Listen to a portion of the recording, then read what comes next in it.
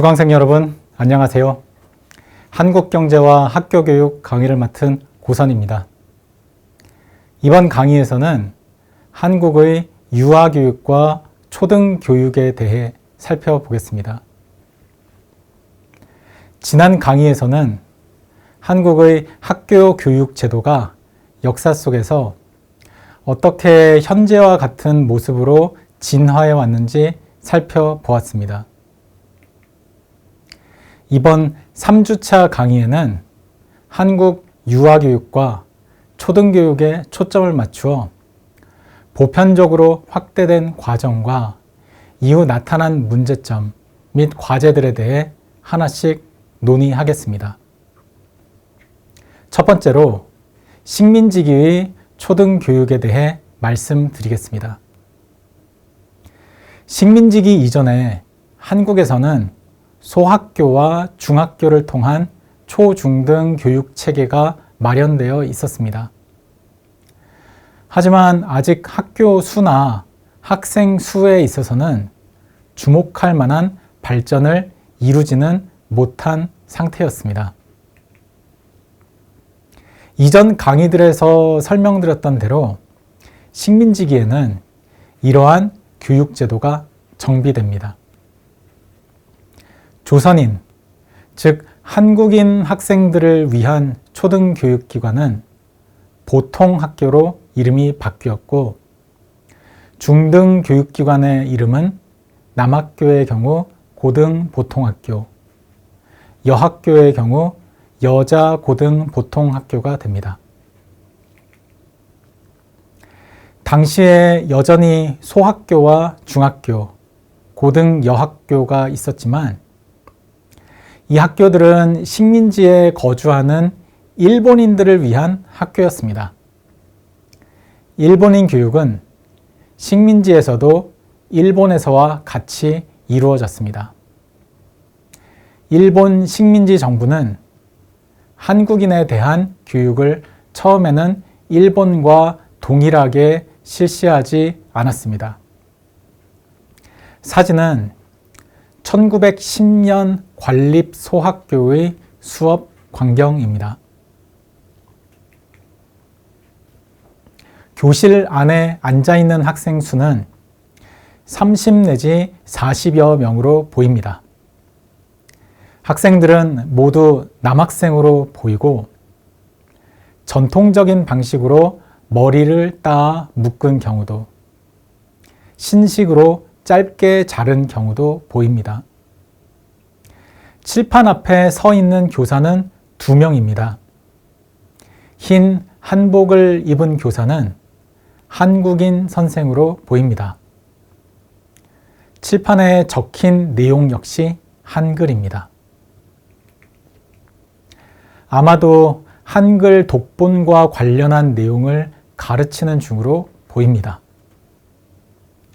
옆에 양복을 입고 서 있는 사람은 일본인 교사로 생각됩니다. 보통 학교에서는 조선어, 즉 한국어도 가르쳤고 일본어도 가르쳤습니다. 한문 교육도 이루어졌습니다. 수신이라는 과목을 통해 도덕, 사상, 국가관 등을 교육하기도 했습니다.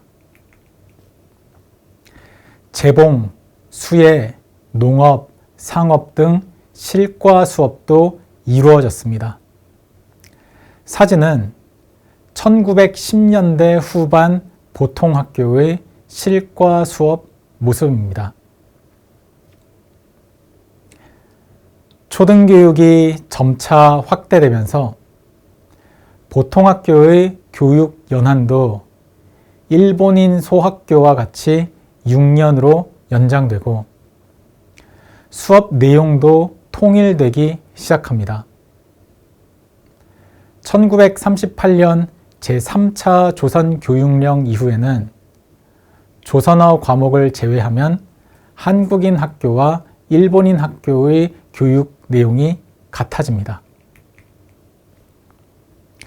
종전에 별도로 양성했던 한국인 학교 교원과 일본인 학교 교원도 이제 하나로 통합됩니다. 이때부터 조선어는 선택 과목이 되어 학교장 재량에 따라 수업을 하지 않을 수도 있게 됩니다. 1941년 국민학교령이 선포되면서 조선어 과목은 사라지게 됩니다. 근대 이전부터 전해오던 교육기관인 서당은 식민지기에도 계속 남아 운영되었습니다. 서당은 정규 초등교육기관인 보통학교와 경쟁보다는 보완의 관계에 있었습니다.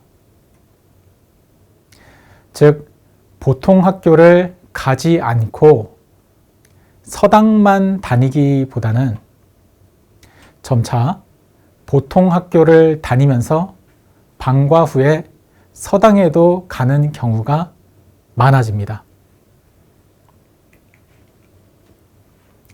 식민지기 통계를 보면 1911년 전국에 16,540개의 서당이 있었습니다.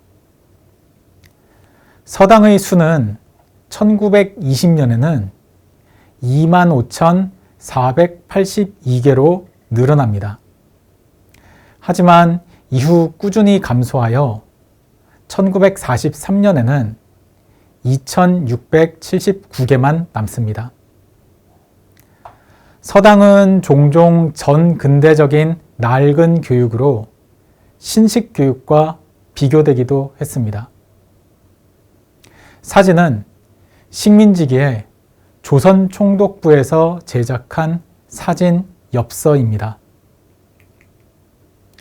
오른쪽 위에는 전통 서당의 수업 장면, 왼쪽 아래에는 신식 보통학교의 수업 장면이 서로 대비되어 있습니다. 아마도 서당과 보통학교의 대비를 통해 식민지기 교육에서 발전이 이루어지고 있다는 이야기를 하고 싶었던 것 같습니다. 식민지기의 초등교육이 양적으로 성장한 과정은 취학률 추이가 잘 나타냅니다. 취학률은 학령인구 대비 취학생 수의 비율입니다. 그런데 식민지기 취학률을 계산하기는 쉽지 않습니다. 우선 인구 통계가 충분하지 않습니다. 식민지기에는 5년 단위로 국세조사, 즉 인구 센서스 조사가 이루어졌는데 조사 내용이 충분히 전해지지 않고 있습니다. 인쇄된 형태로 남아있는 보고서에는 5세 단위로 나누어진 연령대별 인구만 제시되어 있습니다. 그래서 정확한 학령 인구의 파악이 어렵고 이 때문에 정확한 취학률의 계산 역시 어렵습니다. 또 다른 이유는 학령의 변동입니다. 식민지기 보통학교는 처음에는 4년제였다가 나중에 6년제로 교육 연한이 연장됩니다. 학교 제도가 도입되어 확산되는 초창기에는 취학 연령이 불분명해지는 점도 있었습니다. 사실 이러한 문제들은 비단 한국뿐만 아니라 초등학교 교육의 형성기에서 흔하게 나타나는 현상입니다. 그래서 많은 연구 문헌에서는 정확한 학령 인구 대비 취학률 대신 5세부터 14세까지의 인구 대비 취학생 비율을 계산해서 살펴봅니다. 이 수치의 장점은 5세 단위로 제시되는 인구 통계를 별다른 가공 없이 바로 사용할 수 있고 시대와 지역, 국가에 상관없이 일관되게 비교할 수 있다는 점입니다. 단점은 5세부터 14세까지의 인구가 보통 초등학교 학령 인구보다 더 광범위하기 때문에 취약률 수치 자체가 낮게 나오고 연령별 인구 구조 변동에 따라 실제 취약률과는 다소 다른 값이나 추이가 관측될 수도 있다는 점입니다. 화면에 보시는 그래프는 인구 통계와 조선 총독부 행정 통계를 이용하여 계산한 5세부터 14세까지의 인구 대비 취약률입니다.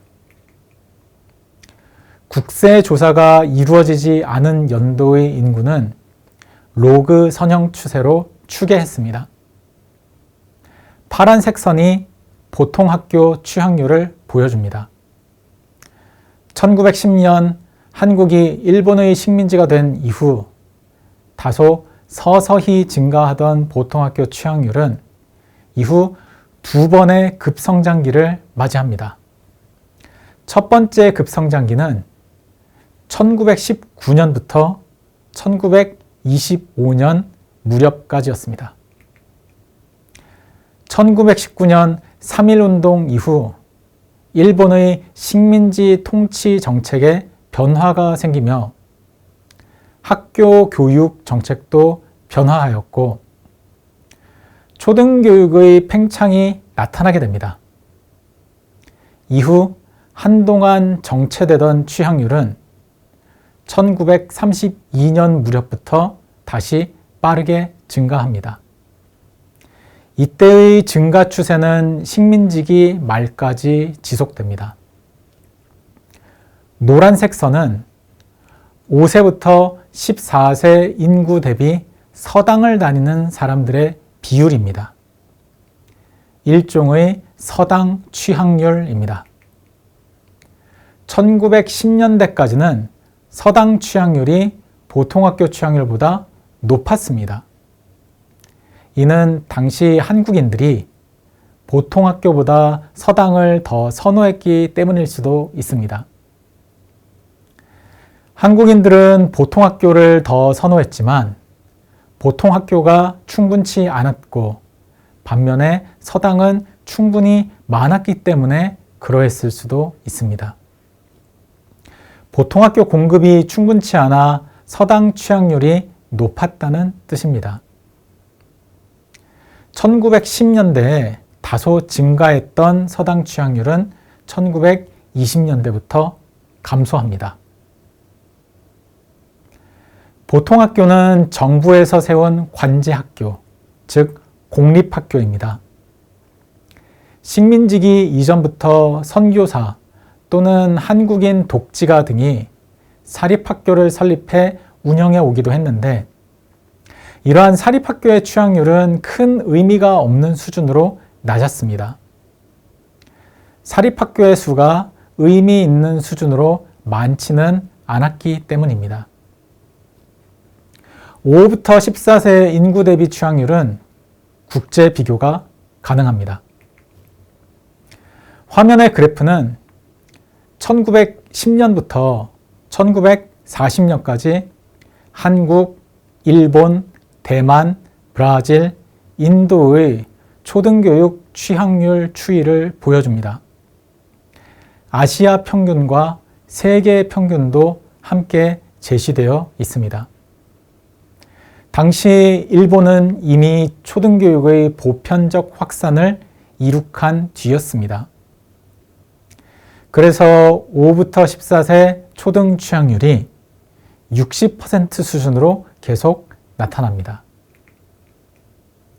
세계 평균은 30%에서 40% 수준이었고 아시아 평균은 1910년 10%대 중반 수준에서 1940년 30% 수준으로 증가합니다.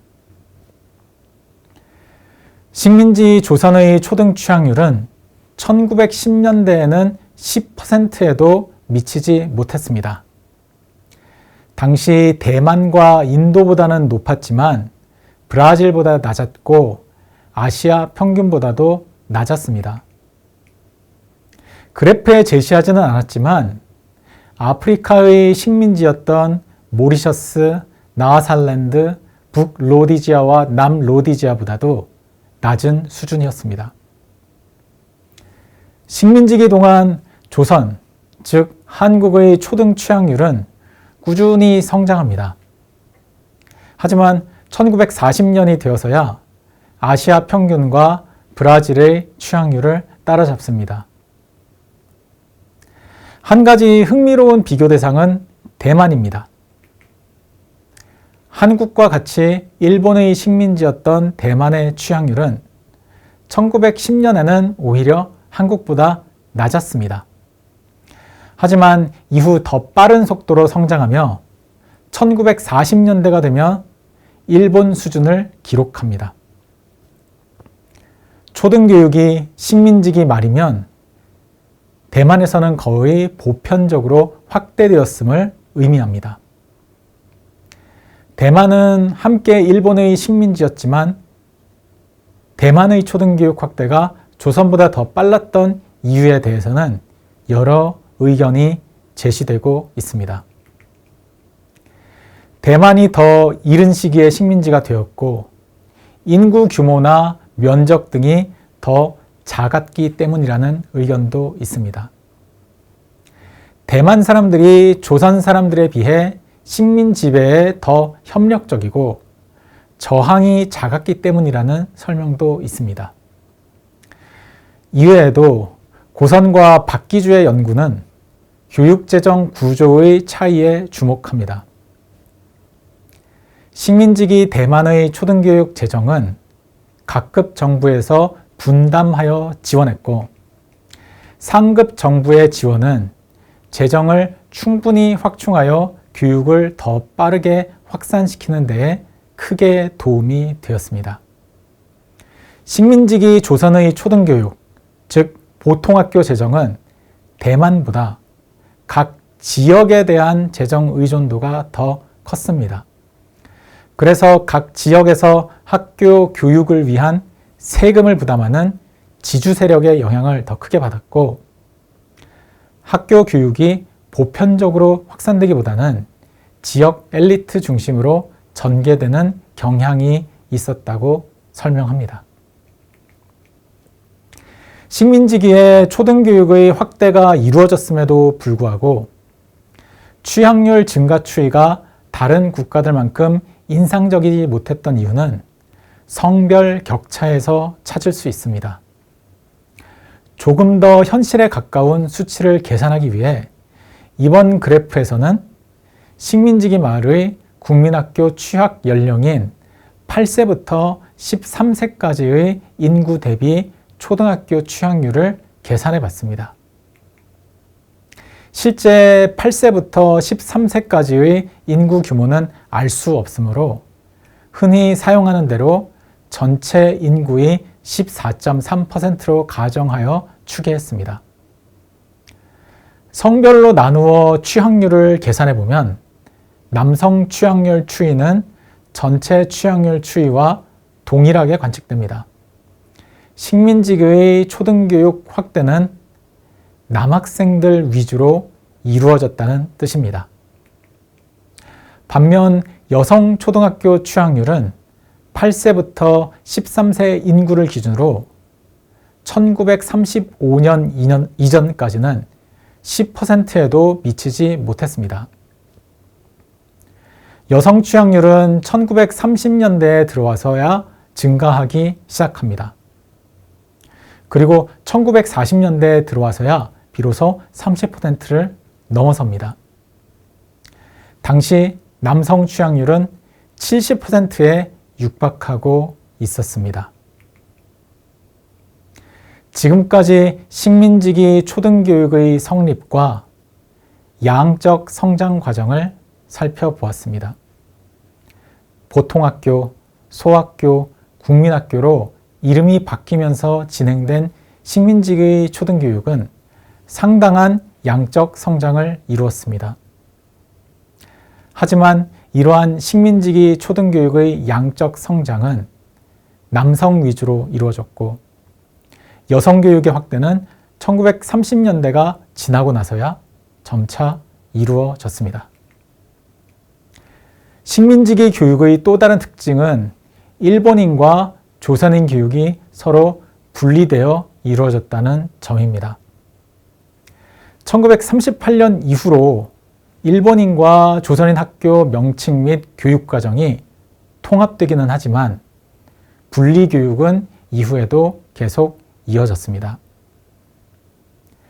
식민지 초등교육의 양적 성장은 특히 두 시기에 두드러지게 나타났습니다. 첫째는 3.1운동 이후인 1919년부터 1925년까지였습니다. 둘째는 1932년 이후였습니다. 식민지기 초등교육의 성장의 또 다른 특징은 같은 일본 식민지였던 대만보다는 교육의 확대가 더뎠다는 점입니다.